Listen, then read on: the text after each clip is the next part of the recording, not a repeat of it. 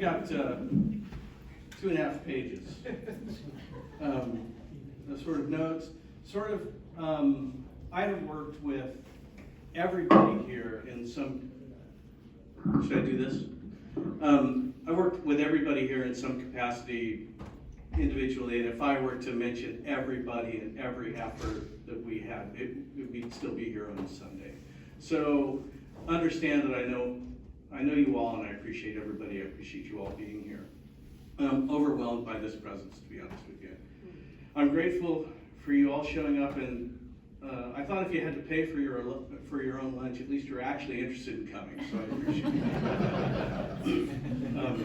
I want to lead off with something with Yvette. Yvette does these types of events for us. She is my confidant. She is my don't take this as a, she's my Girl Friday. She helps the department in ways that she really doesn't understand how important they are, and helps me.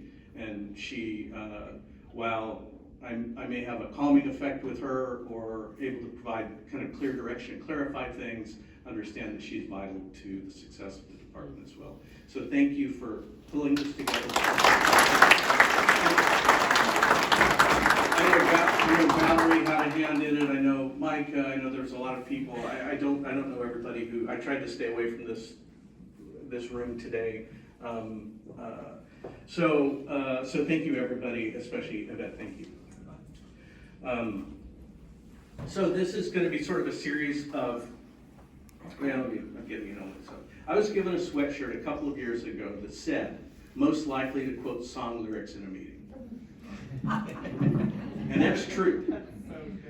Most of the staff at GS are aware of this, and I do this because it amuses me, and because I've found my philosophies in education in many places.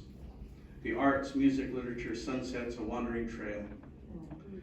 To that end, I'm going to reference a few meaningful lines from various authors and artists to contrast my experiences. When Margot and I got married, I gave a toast to the bride. The foundation of that toast was the fact that meaningful people in our lives shape us to become the people that we are. And I thanked everybody who was in attendance at our wedding for helping to create the woman that I love. So like them, you have created the person that I am, for the good, sometimes the bad, and I appreciate that. And a funny sort of anecdote from the day that we got married was that as I'm saying this about the impact that other people have on our lives and how they create the us that is us, my mother interrupted me that portion of the speech and apologized to everybody in the room for my sarcasm. So it was actually appropriate, and I kind of thanked her, but she took the stage there, that's for sure. So a series of sort of important things from the Bhagavad Gita, which is a sacred Hindu text. This is about duty. The setting is the battlefield with Arjuna and Krishna. And Arjuna, who's a great warrior, must do battle and potentially kill his enemies, along with revered teachers, friends, and family. And he's obviously conflicted and doesn't want to do this. Krishna convinces him that as a warrior, it is his duty to fight the battle. With sorrow, he fights and actually ultimately wins. His duty was fulfilled. This speaks to who we are, how we should live our lives, and how we should act in the world. Forget about my words, look at my actions, because that's how I've chosen to fulfill my duty. Right or wrong, I've acted. Too many timid souls stand on the sidelines and never take action. I have seldom failed to act. Sometimes I've acted improperly or made bad decisions, but I have always acted. Also, like Arjuna, I suffer from some serious fear. Presenting to your board with my wife watching on, sometimes approvingly.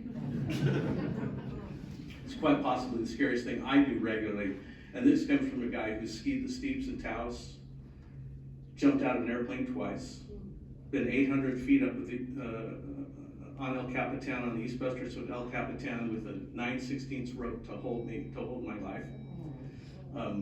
That, believe me, is scary. Hunter S. Thompson wrote Fear and Loathing in Las Vegas. It is one of my favorite books of all time. This is on living. Life should not be a journey to the grave with the intention of arriving safely in a pretty and well-preserved body, but to skid in broadside in a cloud of smoke, thoroughly used up, totally worn out, and loudly proclaiming, wow, what a ride. I've tried to apply this to my life, and I can say Margot and I are doing a great job trying to achieve this. I intend to use this principle to live out the rest of my days. I'm blessed to have Margot beside me to take this journey. There's nobody else I'd like to have by my side. From Socrates. It's actually written by Plato, because nothing that Socrates has ever written, it was all written by Plato, from the Republic, on reflection, self-knowledge, and humility. The unexamined life is not worth living. Know thyself. The only true wisdom is in knowing you know nothing. And philosophy begins in wonder. We all like to think we know things and that our knowledge is valuable. I'm amazed at how many times I was sure of something only to find out that not only was I wrong, I was completely wrong. My humility, some would argue it doesn't exist, but my humility is strongly developed in this way. I have a long way to go, but the journey of 1,000 miles starts with the first step. Another Taoist saying. From Joe Strummer and Mick Jones, from the only band that matters, The Clash. That's for you, Joe.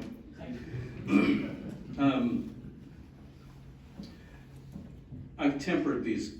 This isn't exactly what he says in Death or Glory from the London Calling album, but it's now I believe in this and it's been tested by research. He who messes with nuns will later join the church. Be careful of bold declarations, they get you every time. I've learned to be measured in what I say, moderate expectations, and try and underpromise, and try and overdeliver. Also be aware of with who you associate. Bad can rub off. Does anybody remember in the 80s Baz Luhrmann's Wear Sunscreen song? Of course nobody does. This is sort of on direction. He says, don't feel guilty if you don't know what you want to do with your life. Some of the most interesting people I know didn't know at 22 what they wanted to do with their lives, and some of the very most interesting people at 40 still didn't know. I've never had a professional plan. I have, however, been ready for whatever comes my way. Always ready for something exciting or new. My work journey started with a work ethic given to me by two parents. One, the son of dust bowlers. I have a picture of my father at Sunset Camp when they came over from Oklahoma, working the crops. The other was a poor North Yorkshire daughter. My mother's British. She was brought up during the Second World War in rebuilding. I've been a janitor, a paper delivery boy, a baker, a night and weekend manager at a donut shop, construction laborer, foreman, superintendent, project manager, division chief, director, department head, husband, father, my favorite title, Papa.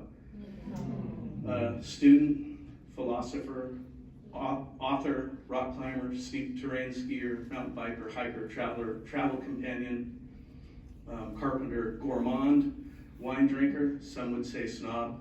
That's for you, Katie. And I'll own that. It all led me here today, and I thank you for the journey. From Albert Einstein and Ted Lasso. Imagination is more than knowledge. That's Albert Einstein. Ted Lasso, be curious. Ask questions, you'll be surprised what you find out about people. I've been curious my whole life, and I don't expect that to change. Teddy Roosevelt gave a speech, and there's a part of his speech that's called The Man in the Arena. I don't know if anybody's aware of that. This has really helped me in being the director of General Services, because there's plenty of criticism, internal, external. The quote is, "It is not the critic who counts, not the man who points out how the strong man stumbles or where the doer of deeds could have done them better.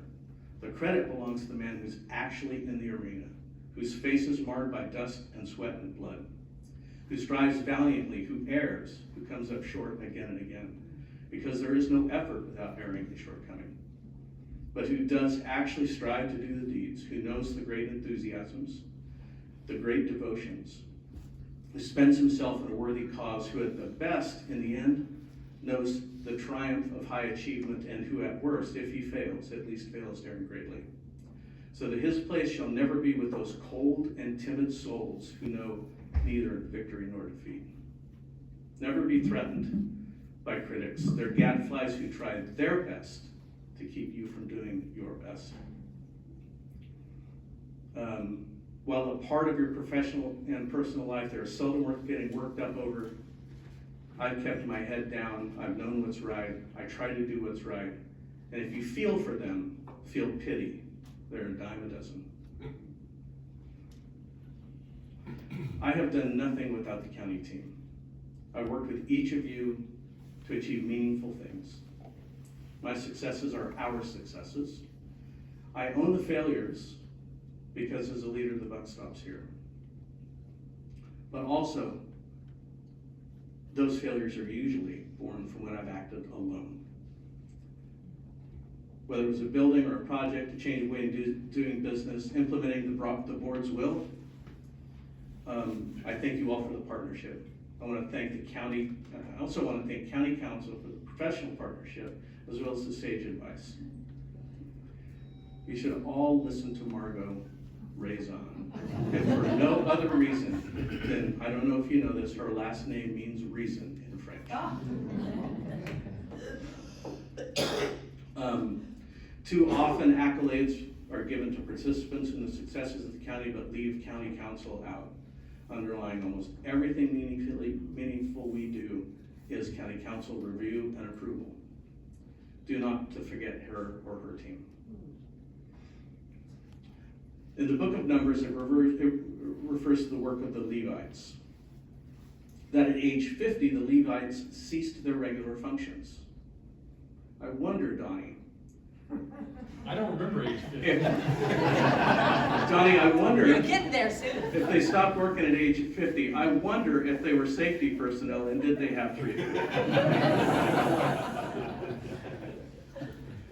They ceased their regular functions, but they still have a role which may be viewed as being useful, and that was in the ministry. Like the Levites, I will strive to be useful as well.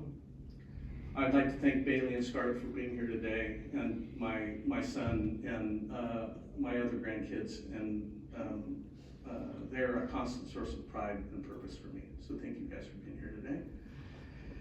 And then finally, in closing, to quote the austere and revered song "Truckin'," written by Robert Hunter and composed by Jerry Garcia and Bob Weir of the Grateful Dead, sometimes the lights are all shining on me, other times I can barely see.